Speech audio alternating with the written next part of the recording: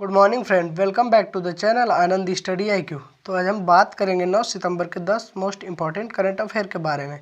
तो चलिए शुरू करते हैं। वोडाफोन और आइडिया कंपनी ने हाल ही में मिलकर कंपनी का क्या नया नाम रखा है? इसका सही ऑप्शन होगा VI। और हम बात करें इसके बारे में तो वोडाफोन आइडिया ने नया ब्रांड VI को लॉन्च किया है।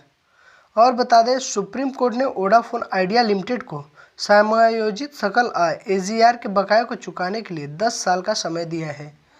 तो हमारा अगला क्वेश्चन होगा, विश्व साक्षरता दिवस निम्न में से किस दिन मनाया जाता है? तो दोस्तों, इसका जो सही ऑप्शन है वो है 8 सितंबर। और हम बात करें सितंबर में आने वाले महत्वपूर्ण दिवसों के बारे में, तो चलिए देखते हैं। 5 सितंबर को राष्ट्रीय शिक्षक दिवस के रूप में जाना जाता है। 1 से 7 सितंबर होता है नेशनल न्यूट्रिशन वीक, तथा 8 सितंबर को अंतर्राष्ट्रीय साक्षरता दिवस के रूप में मनाते हैं। 9 सितंबर को हिमालय दिवस, 10 सितंबर को विश्व आत्महत्या रोकथाम दिवस होता है, 11 सितंबर को राष्ट्रीय वन शहीद दिवस होता है, तथा 14 सितंबर को हिंदी दिवस और 15 सितंबर को 53 RD इंजीनियर्स डे होता है। उसी 15 सितंबर को अंतर्राष्ट्रीय लोकतंत्र दिवस होता है। 16 सितंबर को विश्व ओजोन दिवस, 17 सितंबर को विश्व रोगी सुरक्षा दिवस।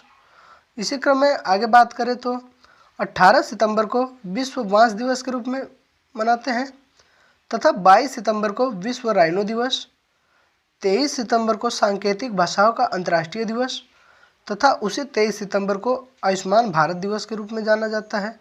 26 सितंबर को विश्व समुद्री दिवस, तथा उसी 26 सितंबर को विश्व पर्यावरण स्वास्थ्य दिवस, और उसी 26 दिसंबर को ही परमाणु हथियारों के कुल उन्मूलन के लिए अंतर्राष्ट्रीय दिवस, और 27 सितंबर को विश्व पर्यटन दिवस के रूप में जाना जाता है, और 28 सितंबर को विश्व रेबीज दिवस के रूप में जाना जाता है। तो अब हमारा अगला क्वेश्चन होगा, निम्न में से कौन सा देश हाइपरसोनिक प्रौद्योगिकी निदर्शक यान HSTDV तैयार करने वाला दुनिया का चौथा देश बन गया है? तो दोस्तों, इसका जो सही ऑप्शन है वो है भारत।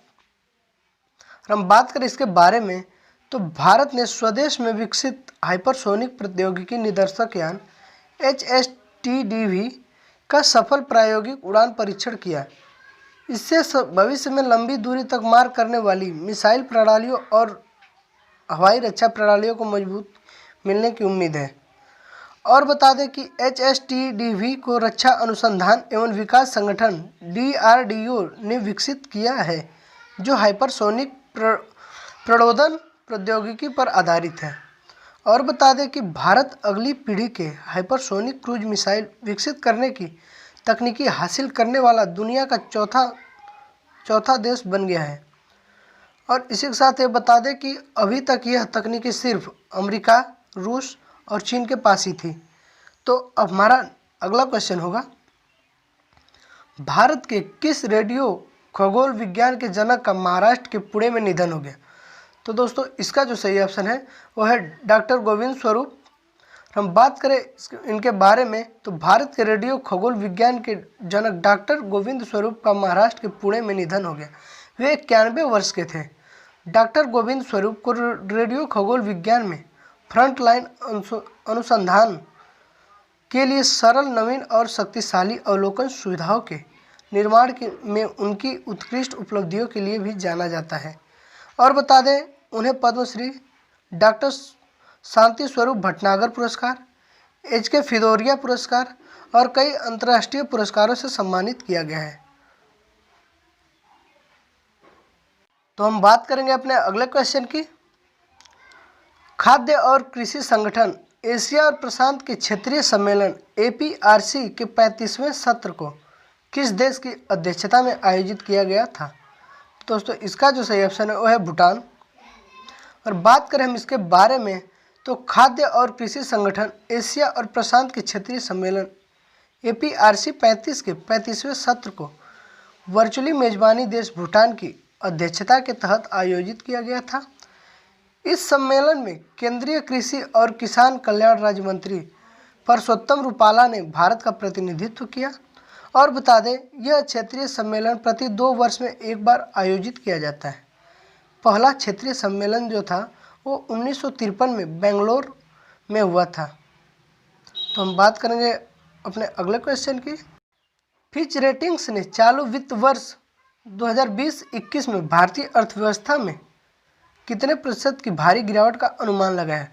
तो दोस्तों इसका जो सही ऑप्शन है वो होगा 10.5%। हम बात करें इसके बारे में तो फिच रेटिंग ने चालू वित्त वर्ष 2020-21 में भारतीय अर्थव्यवस्था में 10.5% की भारी गिरावट का अनुमान लगाया है।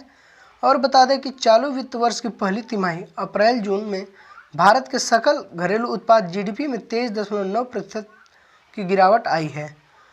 और बता दें कि यह दुनिया की सबसे प्रमुख अर्थव्यवस्थाओं में गिरावट के सबसे ऊंचे आंकड़ों में से एक है।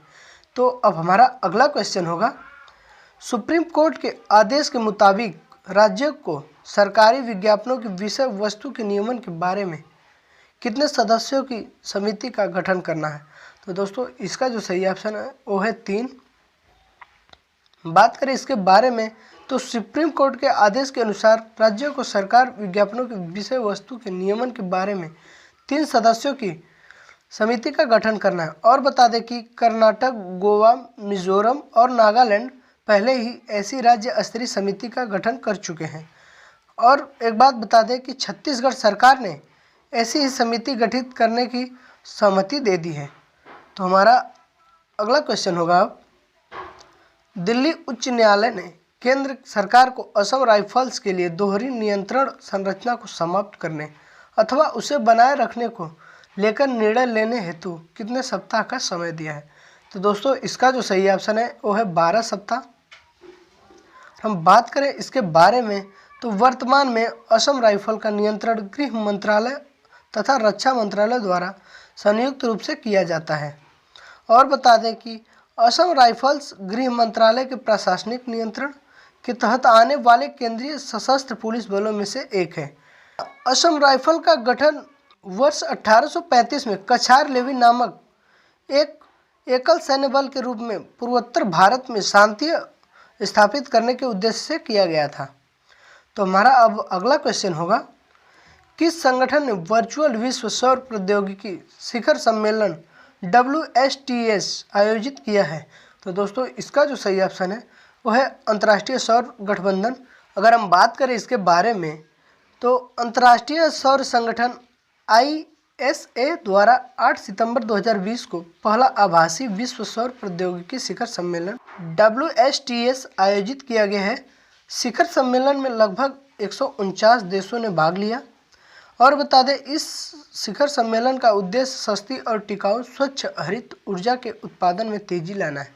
तो हमारा आज का अगला क्वेश्चन होगा जो कि आज का होगा लास्ट क्वेश्चन, हाल ही में विश्व बैंक ने किस राज्य या केंद्र शासित प्रदेश के साथ सड़क रूपांतरण परियोजना के कार्यान्वयन के लिए $82 मिलियन ऋण समझौते पर हस्ताक्षर किए हैं? तो दोस्तों इसका जो सही ऑप्शन है वो है हिमाचल प्रदेश। हम बात करें परियोजना के महत्व के बारे में तो यह राज्य सड़क नेटवर्क की स्थिति, सुरक्षा और लचीलापन एवं इंजीनियरिंग मानकों में सुधार लाने के जरिए हिमाचल प्रदेश के परिवहन एवं सड़क सुरक्षा संस्थानों को सुदृढ़ बनाएगा। और यह जलवायु एवं आपदा लचीली सड़कों का निर्माण करेगा। हिमाचल में पर्यटन गलियारों के साथ सड़क सुरक्षा में सुधार लाने का कार्य करेगा।